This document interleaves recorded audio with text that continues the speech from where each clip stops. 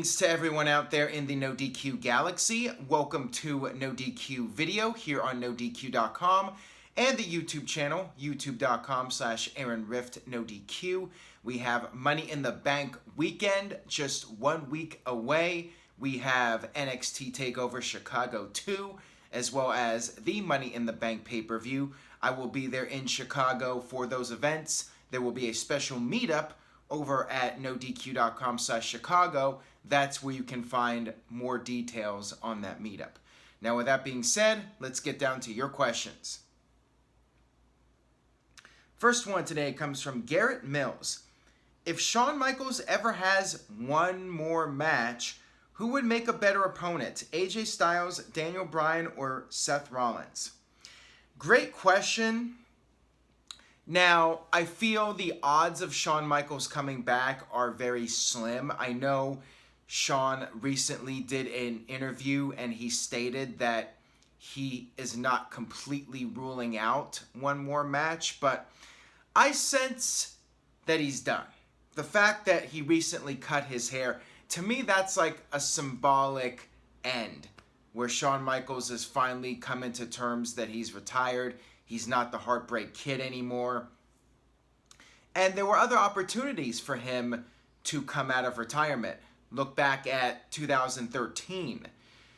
WWE had this storyline with Shawn Michaels and Daniel Bryan, which looked like it was going to lead to a match, but there was no follow-up. I remember Shawn being involved in the Hell in a Cell match, and there was no follow-up to that storyline.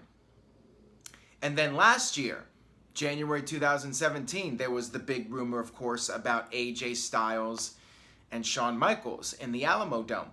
That would have been a great opportunity for Shawn to come back. And looking at Shawn at WrestleMania 32 several months earlier, he looked to be in phenomenal shape, to use a phrase from AJ. That was a great opportunity to bring him back, and he did not come back. Now, with his hair being cut and being over a year older, I think the chances are becoming more slim with each passing day.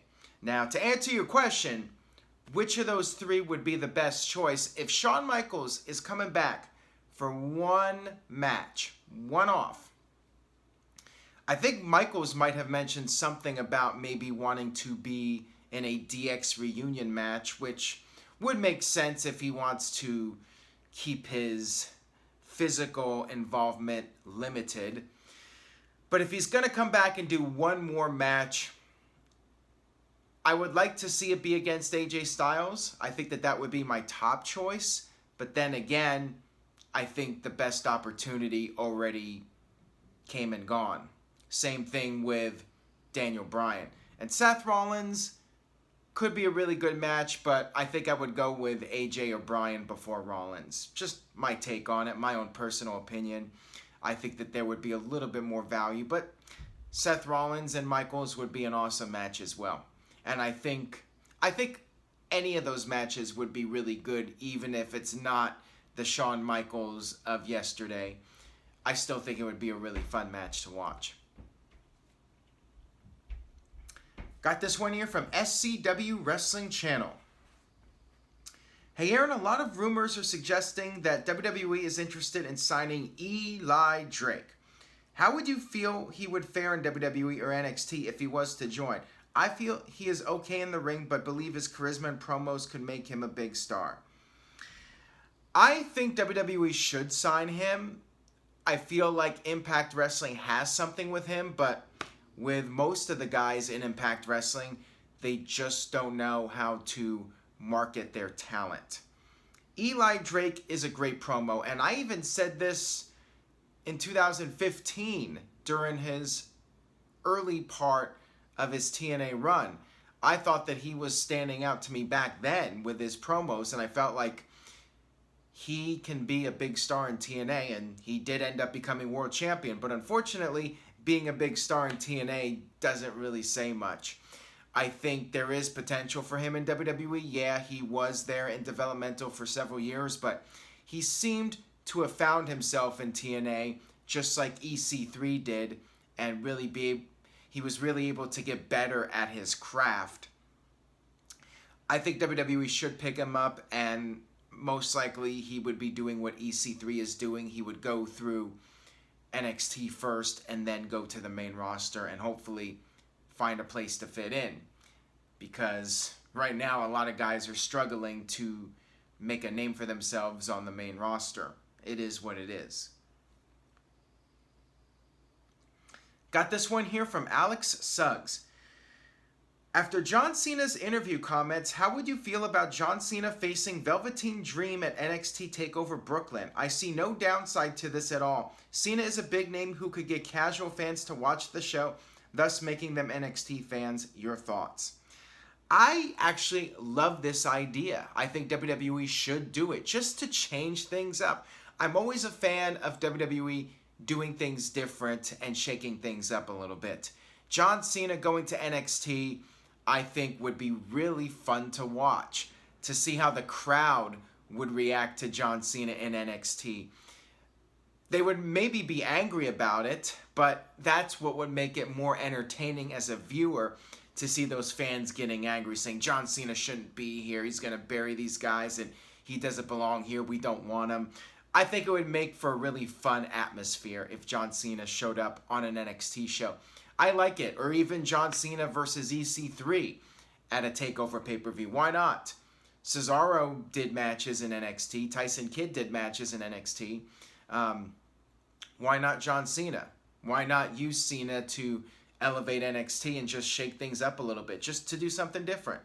I'm 100% a fan of it, and I'd love to see it happen. Will it happen? Don't know about that. Got this one here from William. How would you make the audience care about Money in the Bank, the Money in the Bank pay-per-view coming up? Well, I would take the current lineup, shine it up real nice, turn that SOB sideways and stick it up WWE's ass and start from scratch. Come up with an entirely new card. You know what? I would keep the women's Money in the Bank match and the men's Money in the Bank match. Those two matches I think are very solid. Everything else, I would throw it away. Roman Reigns versus Jinder Mahal, trash. The other matches on the show that I cannot even think of off the top of my head, trash. The tag team match for the Raw titles, Smackdown titles, both of those matches, trash. I do like Rollins versus Elias, though, so I'll keep that one, too. Those three are good. Everything else, I would go in different directions. Daniel Bryan versus Big Cass. As much as I love Bryan, trash. I hate to say it, too, because I've been enjoying Big Cass's promo work. I just feel like the storyline has already been ruined with Bryan winning that first match. I think Cass should have won the first match, and then Bryan comes back and wins the second one. It's just, it's backwards booking, and I don't care about it. I don't care about a lot of the matches on the card. I really don't have that much emotional investment in the matches. So is there anything that can be done now? Sure. Jinder Mahal goes out on Raw and does a CM Punk style pipe bomb. He just says, I'm tired of playing this stereotypical foreign character that WWE is making me do. Something along that, breaking the fourth wall and saying, I'm tired of the same people on top, Roman Reigns. I'm tired of the politics, and at Money in the Bank, I'm finishing this company guy once and for all. Something like that. That would make me interested in that match. But other than that, I don't think there's a whole lot that could get me excited about this card, and I'm not really sure what you can do at this point. Maybe change up the tag team match, but I think it should be Drew McIntyre and Dolph Ziggler in there and not the B team, but you gotta have a kickoff match, I suppose. Bobby Lashley versus Sami Zayn. Oh boy. Yeah, not much you can do with that one. That's another match. Trash. And I hate to say that because I'm a big Sami Zayn fan, and I like Lashley too, but they have really ruined this feud with the lousy segments on television. Just, it's done nothing for me. I'm sure it'll turn out to be a decent match, but not feeling it. So maybe do something shocking, like have Bobby Lashley turn heel, do a double turn. I don't know, something. Just to change things up that we're not expecting. Other than that, there's not much you can do. All right, this one comes from Michael J. Hey Aaron, with the large amount of money that WWE is getting from Fox, should they go big for the first SmackDown Live and hold it at Madison Square Garden? It's been a very long time and it would give it a special feel. I almost thought of your name as Michael J. Fox, looking at it with your name at the top and Fox as part of the question. I think that it doesn't matter. Yeah, it would be a nice touch, but at the same time, WrestleMania 30 would have been a nice touch at Madison Square Garden, and WWE did not do it. It costs more money to run TV shows at Madison Square Garden, and I think WWE is more focused on making money than creating nostalgic moments or doing something that might be a nice thing for the fans. I hate to say that, but it is what it is. I think going all out would be just putting on the best show possible. It could be in Madison Square Garden. It could be Chicago. Just do it in Chicago. Do it at the Allstate Arena if you want a great crowd. How about this? How about Montreal? I am very happy with how Montreal reacted to Raw about a month or so ago. They were a hot crowd. Give them the first SmackDown on Fox. Why not? But yeah, you can do Montreal, you can do Chicago. There's a number of places you can do. It doesn't have to be at Madison Square Garden. And I feel like at this point, it really doesn't make that much of a difference because WWE rarely runs in the building anymore. All right, got this one here from WWE Dayton, Ohio guy. Hey Aaron, with WWE TV agreements with Fox and NBCU bringing in mega money for the first time in company history, do you believe we'll see an increase in WWE Universal Championships changing hands on Raw and SmackDown? If I was a network, I would demand it. Yeah, I think there's a realistic possibility now because, as I've said before, now that WWE is generating so much revenue from these new TV network deals, the network and the pay-per-views are perhaps less important than they've ever been in the history of WWE. Now the focal point is getting those numbers up and keeping Fox and NBC Universal happy. And by doing that, you need people tuning in on a regular basis. So yeah, I think that it makes logical sense. And unfortunately, it might lead to a decline in the quality of pay-per-views, but overall, it should make for better television viewing experience. You look back to like 98 and 99 when WWE did care about the ratings and they were putting title changes on television. Once WCW went under, it started becoming less and less frequent to the point where I don't even remember the last time that there was a world title change on Raw or SmackDown. It's very rare these days. So yeah, I think there is a realistic possibility of there being more world title matches and world title changes on television once WWE starts on Fox. Got this one here from Michael. Hey Aaron, with the historic SmackDown 1000 on its way this October, what is one of your favorite episodes of SmackDown in history? I have a couple off the top of my head. I like the SmackDown from 99 where they did the tag team Buried Alive match. That was one of my favorite early SmackDown matches. I think it was the Rock and Sock Connection against The Undertaker and Big Show.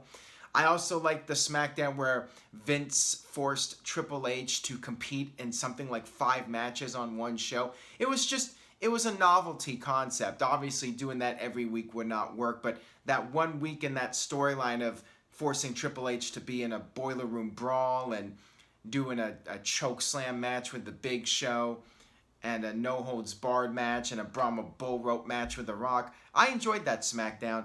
I also like the one with the TLC match. I believe it was in Anaheim 2001 that Chris Benoit and Chris Jericho won. That was a great SmackDown.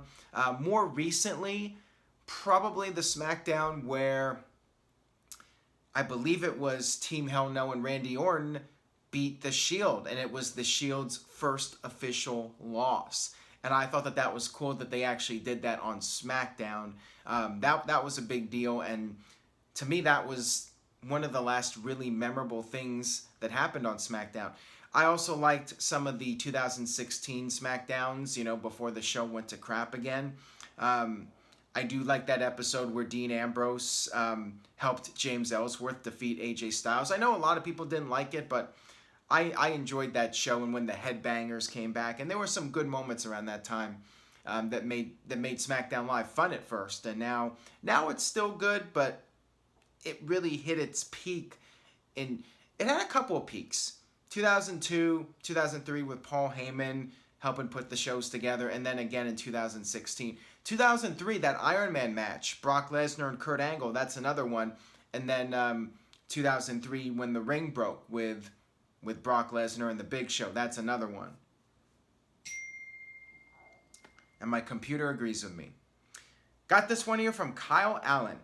What could the territories have done differently to survive Vince's national expansion? Interesting question. I think that they would have had to have seen the same vision as Vince. You have to keep in mind, in 1984, Vince had this idea of where he wanted his business to go. He wanted to go national, and the other promoters thought Vince was crazy. They had a formula that they were doing for many years, and Vince was going in a different direction, and people thought Vince was going to kill the business. They did not see the vision that Vince saw. So by the time they started to realize that what Vince was doing was going to be the future, it was too little too late. NWA tried to adapt, but without Ted Turner, they would have gone under. Jim Crockett Promotions had a free fall, and then Turner stepped in, and WCW was able to survive despite not making money for several years. You had promotions like the AWA go out of business, and they tried to change with the times, but it was too little too late. So yeah, they just did not see that vision that Vince saw, and ultimately Vince wiped out his competition. And then he did it again when WCW went downhill, but a lot of that was just WCW's fault. Got this one here from NJWR. If you had 1 hour to live and you could wish one last match to watch before you die, what match would you wish for? You can choose wrestlers, any era, any type of match. Example, 1995 Bret Hart versus 2018 Seth Rollins in a pillow fight. All right, I have a couple of them. First off, the obvious one for me, Steve Austin, 1998 versus Goldberg, 1998, Madison Square Garden. That would be my top choice. Or better yet, how about in the Georgia Dome, just to see if Goldberg would get a better reaction than Austin. Steve Austin versus Goldberg, 1998, Georgia Dome. That would be at the top of my list. And then I'd love to see a 1997 versus 1998, or let's just say 1997 Mick Foley, Shawn Michaels, Mick Foley, Hell in the Cell. That would have been incredible to watch. And Bret Hart versus Kurt Angle is another one that I would like to see. That would be a great match just to see what those two could do. And Hogan versus John Cena. How about that in Madison Square Garden? Hogan versus Cena, Madison Square Garden. That would be a lot of fun. And of course, Hogan in his peak versus John Cena in his peak. All right, that will wrap it up for this edition of NoDQ Live. Thank you all very much for watching as usual. Please spread the word, tell a friend about NoDQ video, subscribe if you haven't already, and stay tuned to NoDQ.com for the very latest news and rumors regarding Money in the Bank. I will see you guys next time.